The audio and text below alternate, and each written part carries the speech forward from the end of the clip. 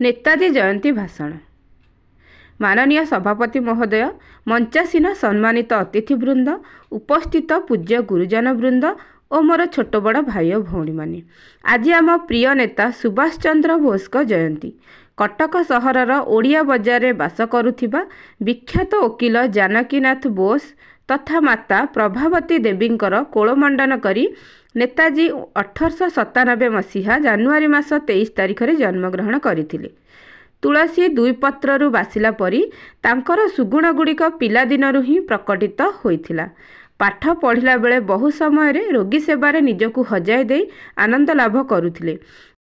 भारतर स्वाधीनता पाई से पागल परी होई उठुथिले। विवेकानंदंकर पुस्तक गुड़िक पाठ करी नेताजी आदर्श देशप्रेमी हेबाकु मन बळाइथिले। एपरिकी इंग्रेज मानकु से घृणा चक्षुरे देखिबारे लागिले। सुदूर केम्ब्रिज रे अध्ययन करी आईसीएस परीक्षा देले, सेथिरे मध्य से कृतकार्य हेले। मात्र एभली एक चाकरीर मोहकु परित्याग करी से देश सेवारे मन प्राण ढाली देले, कारण से भाबुथिले विदेशी सरकार अधीन रे चाकरी करबा अर्थ गोलामगिरी करबा। परवर्ती समय रे कलिकता रे नजरबंदी थिला बेले गोइंदा मानक आखिरे धूली देई सुभाष चंद्र मस्को पळाइथिले। तापरे बर्लिन सहर रे पहुंची हिटलर को साक्षात कले।